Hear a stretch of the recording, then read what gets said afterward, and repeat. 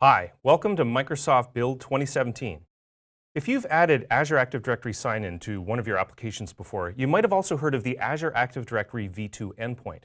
And you might be wondering, what is the Azure Active Directory v2 endpoint? Should I be using it in my application? Should I be switching my application from the Active Directory Authentication Library to the Microsoft Authentication Library? Well, if these are the kinds of questions that keep you up at night or maybe interrupt your naps, then you've come to the right place. My name is Stuart Kwan. I'm a program manager in the Identity Division here at Microsoft.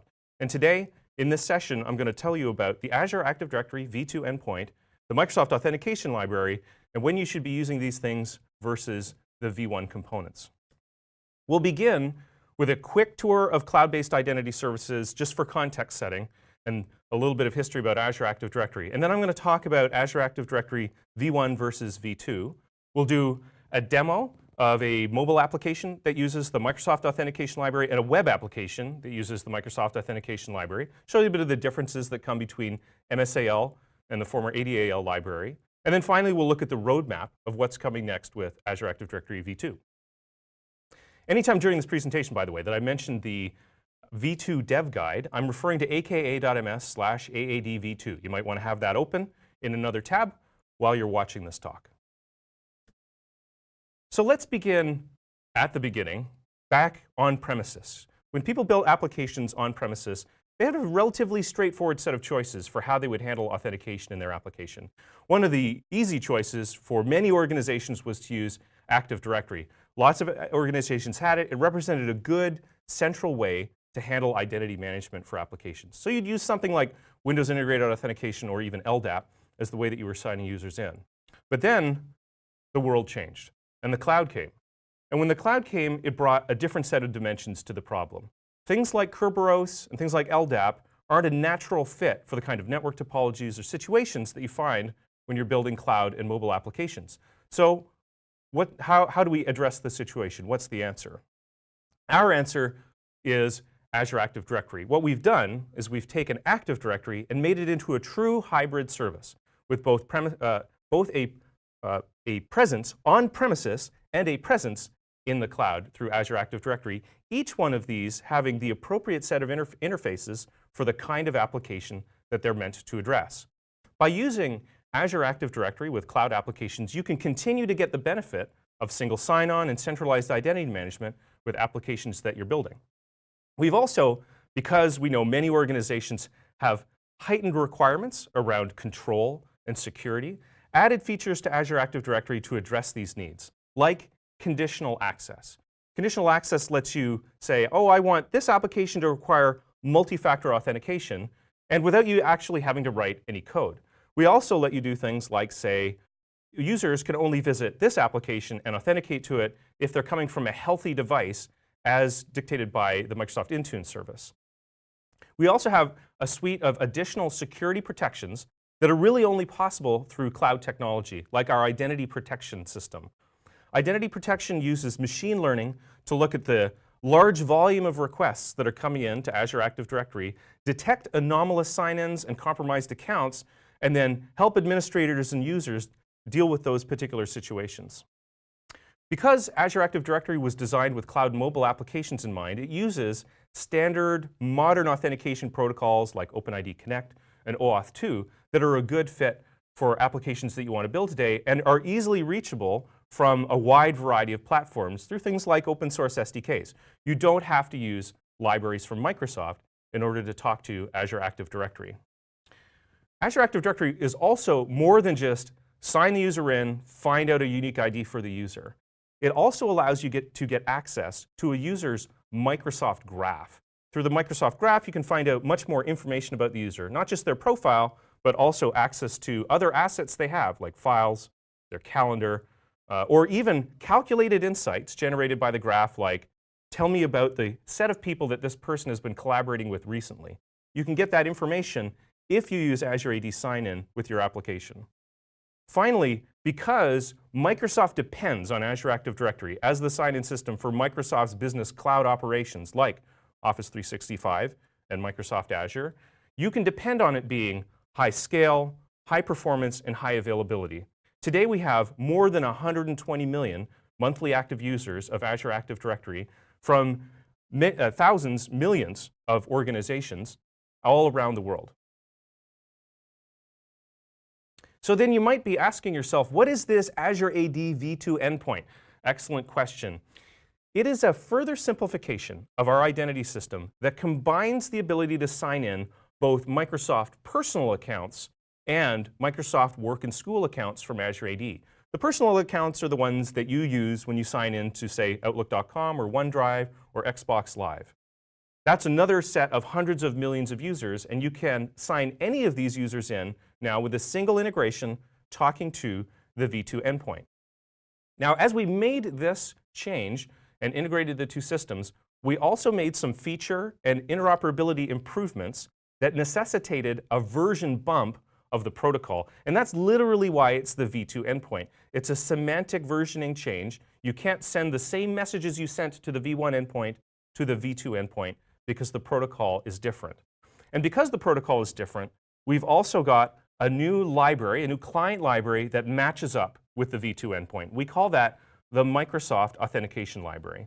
So as the ADAL, or Active Directory Authentication Library, is to the v1 endpoint, MSAL is to the v2 endpoint. So what are some of these differences that necessitated us to make that version bump? Well, the first two are very related.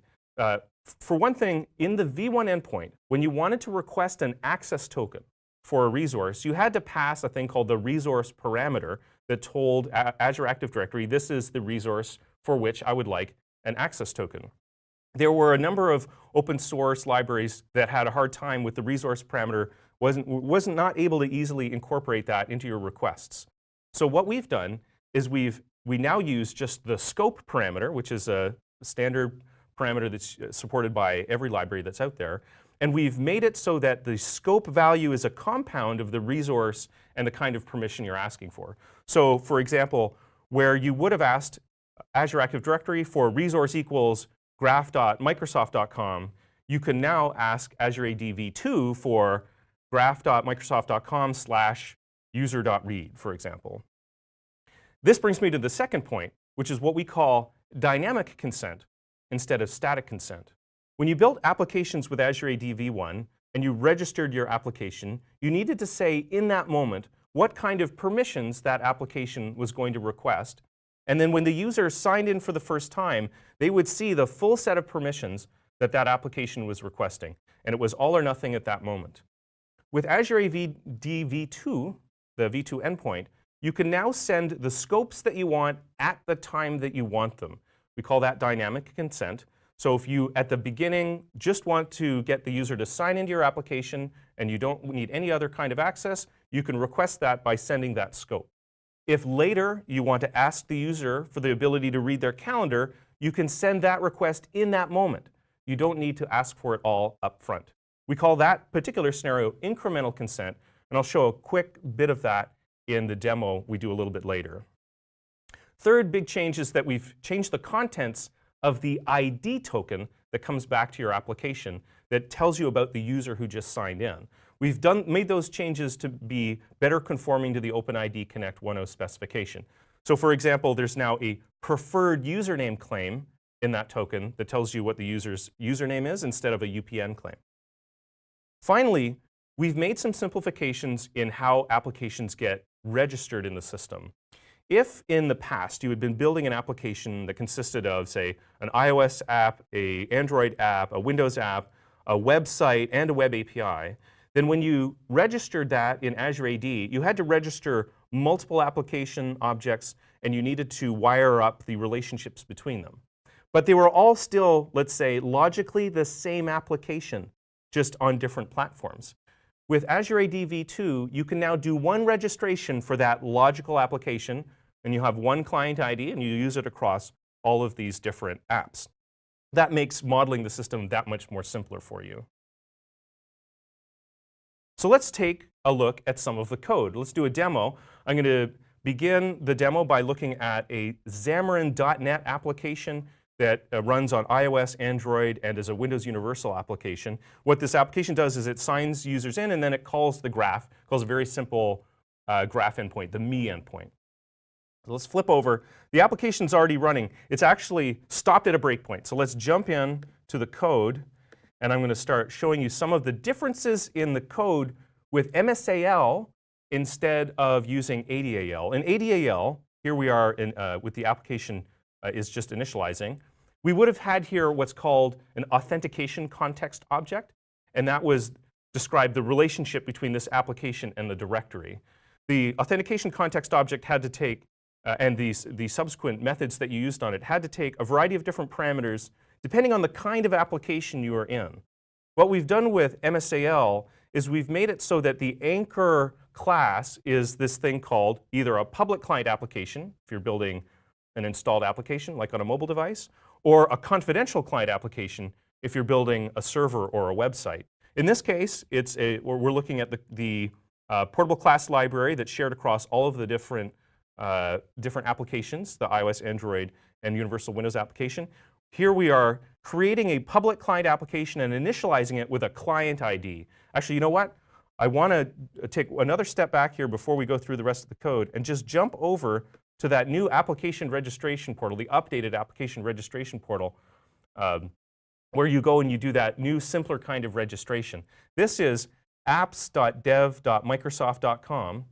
And I've signed in, and you can see here that this portal now shows both your Azure AD v2, or so-called converged applications, as well as Azure AD only applications. So now you can come to one place and see the applications that you manage, be they Azure AD only, and working with v1, or if they be converged applications that work with Azure AD v2. Here's my build demo app.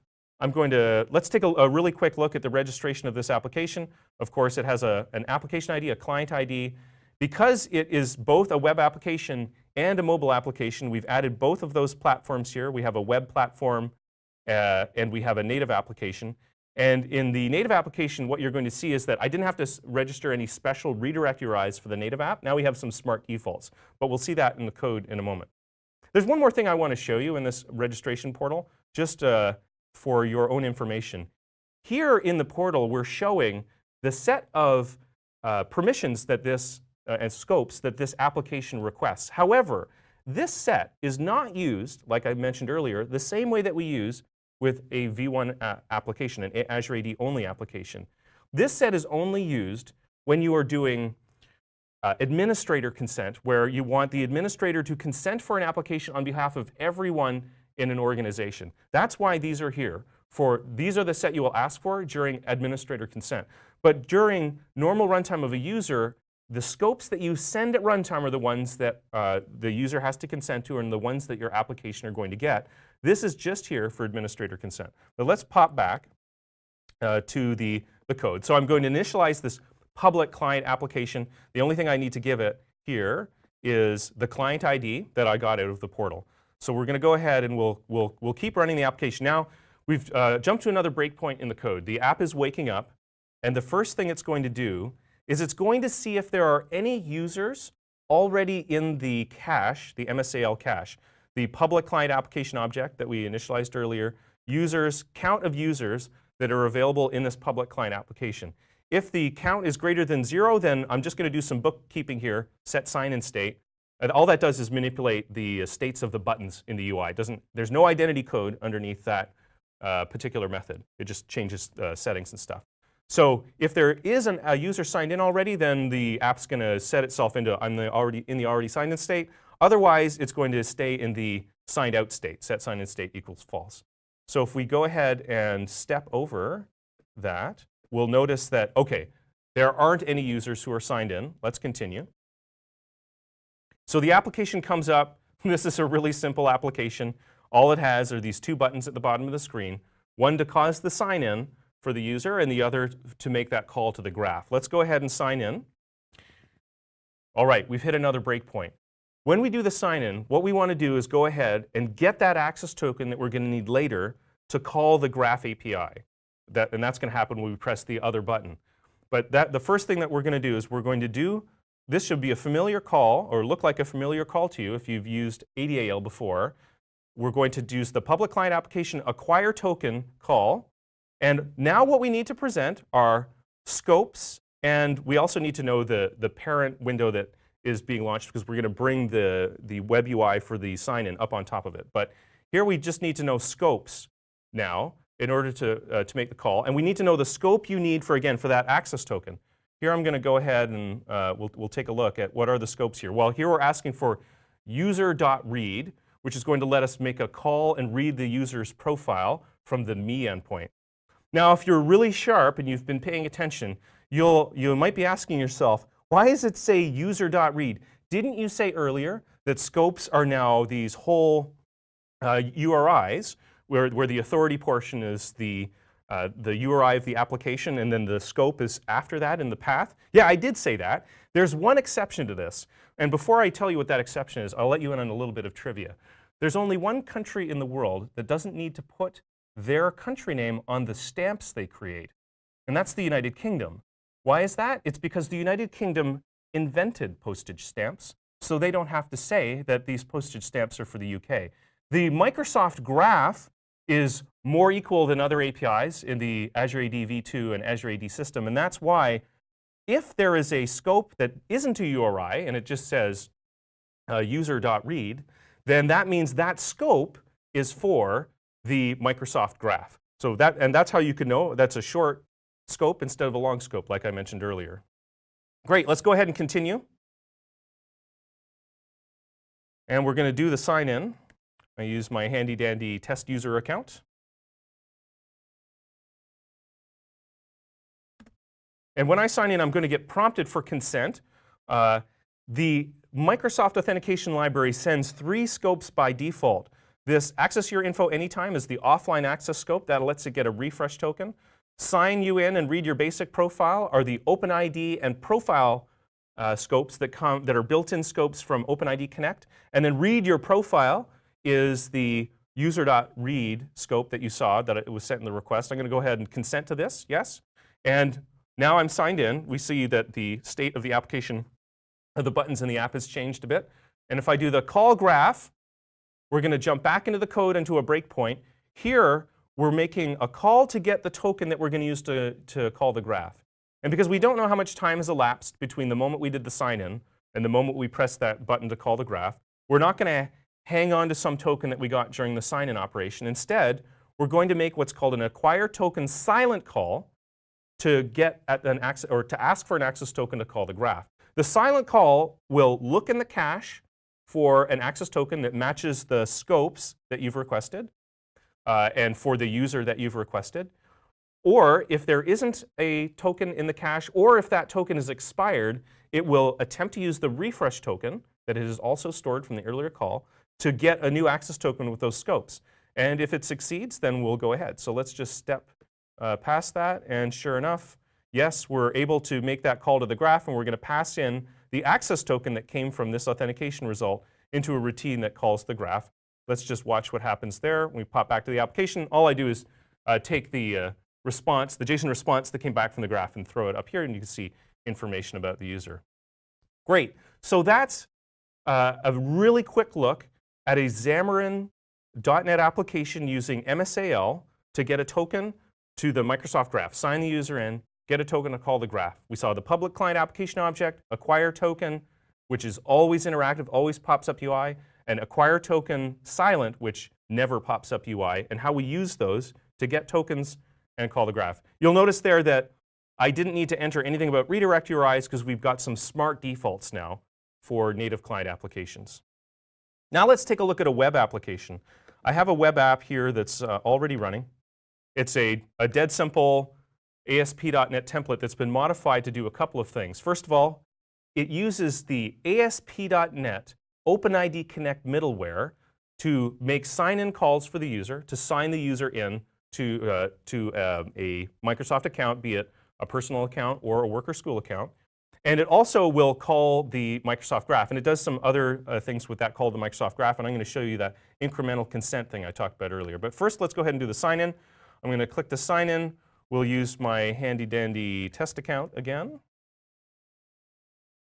And this time, when we do the sign in, we're going to actually ask for a different scope. Now we're going to ask for a scope that lets you read mail about the user, as well as the scopes that we've already consented to earlier. So yes, I'm going to go ahead and say this application can read my mail. Now we've cut into a breakpoint in the application.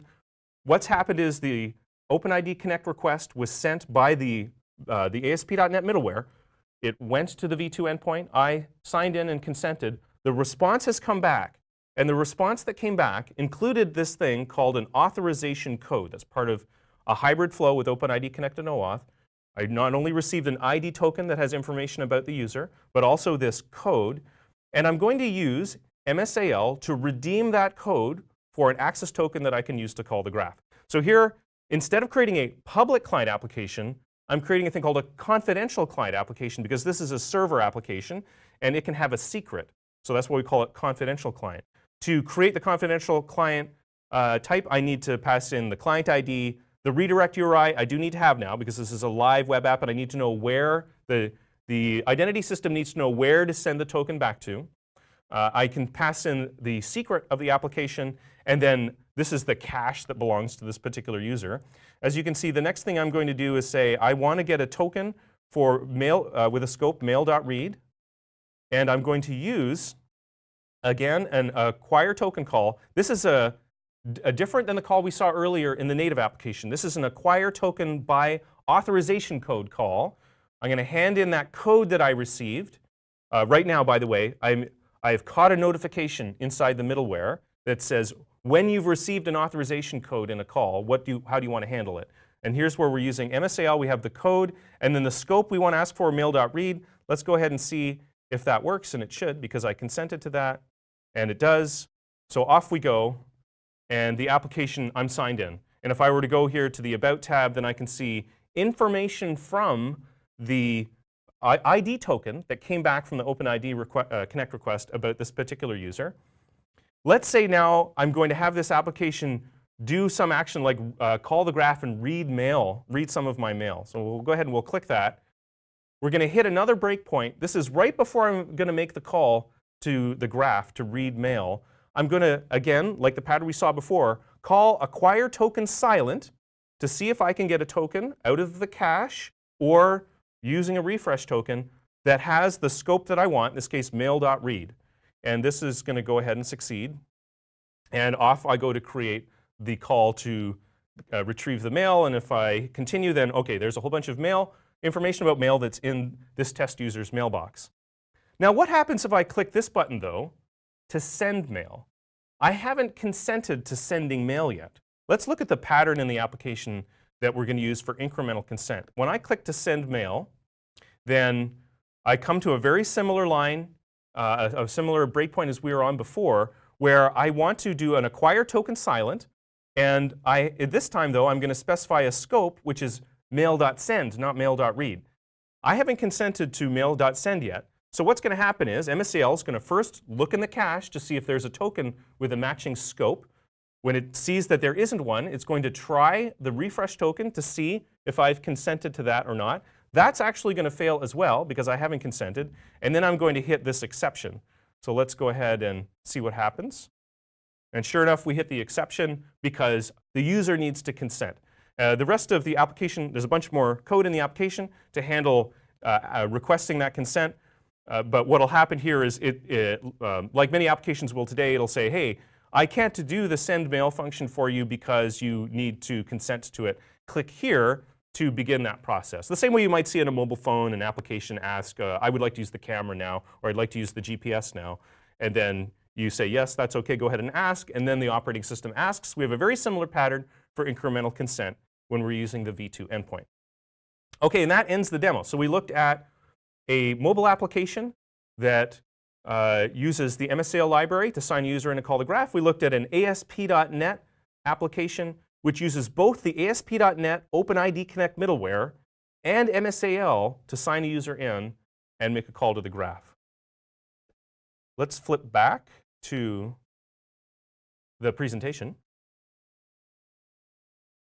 So we have some previews that are now available of the Microsoft Authentication Library of MSAL. We've got an update to the existing .NET, which works with Xamarin library. And we also have new native libraries for iOS and Android and a library for JavaScript. Now, while these libraries are in preview, we support them. We will support you if you use them in production. So you can call us. You can file tickets on us. We will provide fixes. However, the libraries are still in preview. So as we go along and we receive feedback from developers as they're using the libraries, we may make breaking changes along the way. So if you use an MSAL library in production and you experience a problem, we will make a fix for you. But you may also need to absorb some breaking changes when you take that fix. To find out more about these libraries, where to download them from, try out samples, and getting started tutorials, go to the dev guide at aka.ms/aadv2. Now, I've already mentioned most of these enhancements that are improvements in MSAL over the ADAL library. There is one that I didn't talk about yet, and it's really interesting to notice. With MSAL, we're following an industry trend to move from using in-process web views as the way that we prompt the user to sign in and show the web UI for sign in. And we're moving to using system web views, which are now available on all of the mobile platforms, iOS, Android, and Windows. And that has a couple of very distinct advantages.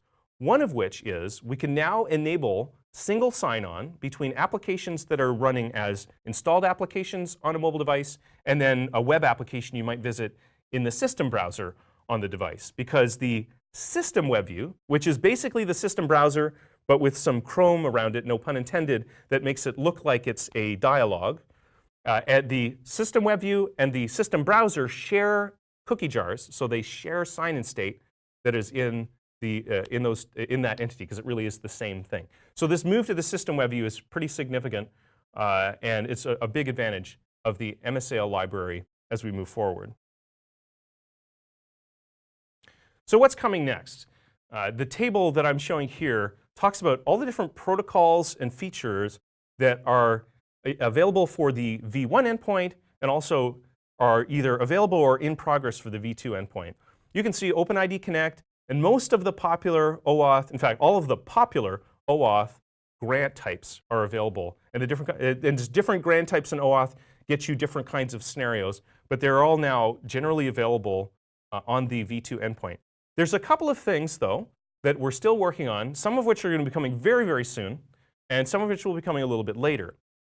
The two things that are coming soon that are interesting are the ability to register your own scopes and web API it's for use with both, again, MSA and AAD users, both personal accounts and work and school accounts. And then also the ability from the V2 endpoint to get access tokens that apply only to AAD V1 applications.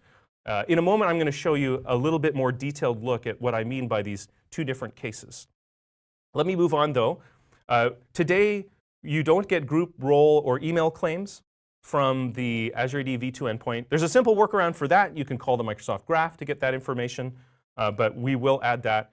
If you need to use sovereign data centers, like our data center in Germany, then you need to use the V1 endpoint. We don't have V2 support yet there.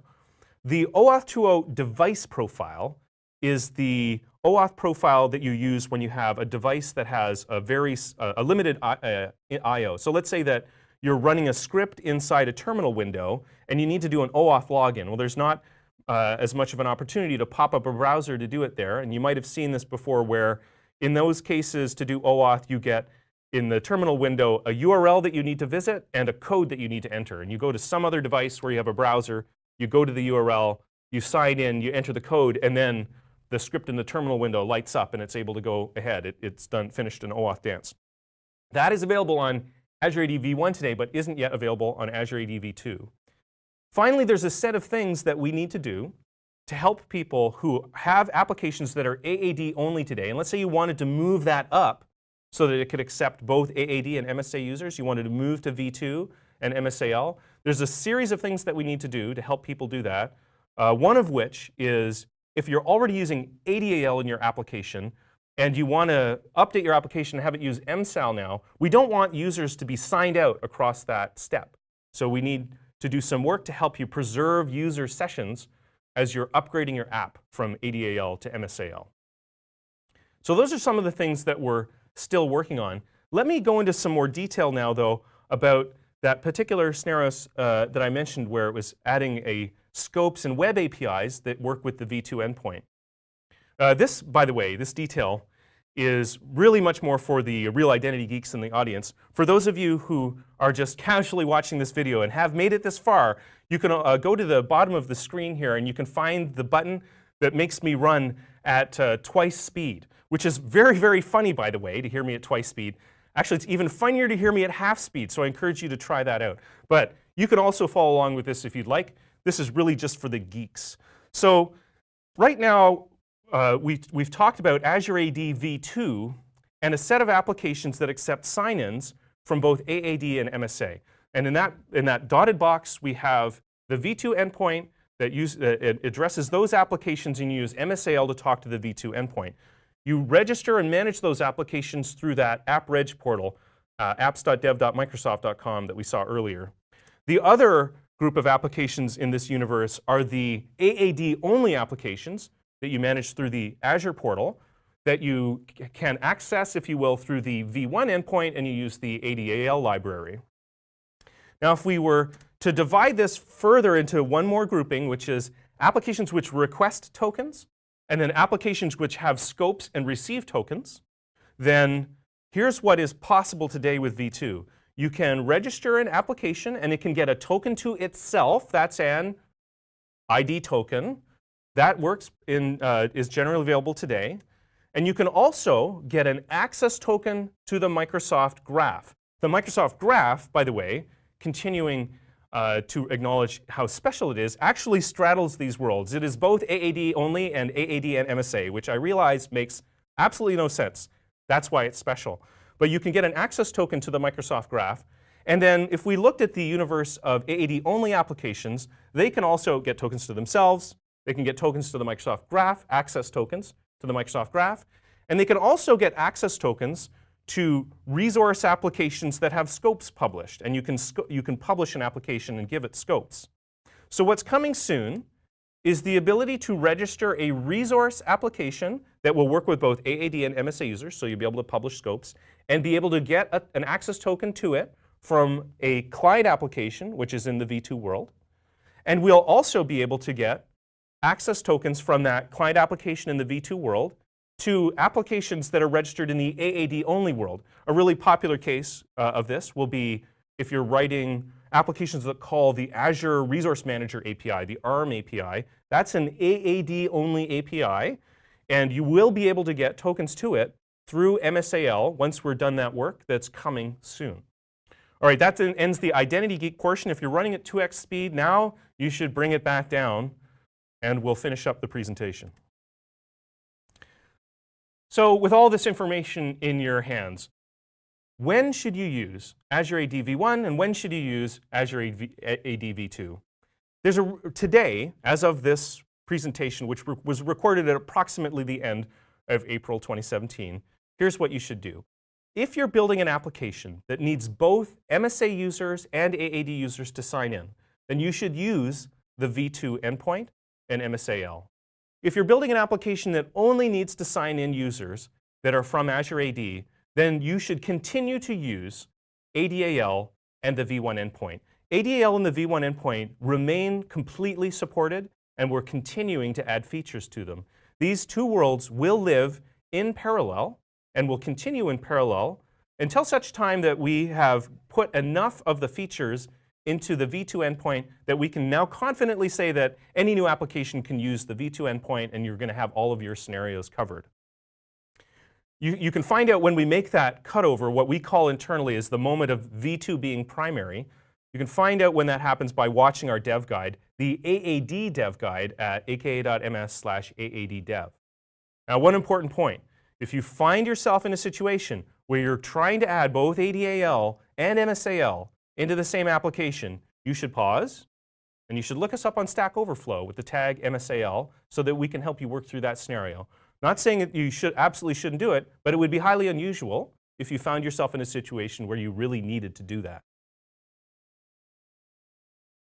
Okay, that brings us to the closing If you want to know more about identity services for developers from Microsoft, you should check out azure.microsoft.com/develop/identity. There's a whole world of other things that I didn't get into today, like Azure AD B2C, which lets you sign in social account users from Google and Facebook, as well as Microsoft account users, and even accounts that are just for your application, what we like to call application local accounts.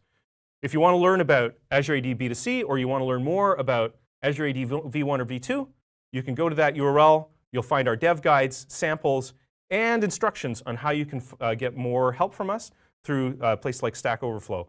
Also, if you would like to enjoy the video medium and get an idea, more context around what we're doing around identity, do check out Vittorio Bertacci's build session, B8084, the keys to the cloud. And that's my presentation about the Azure AD V2 endpoint and the Microsoft Authentication Library. Thank you for watching.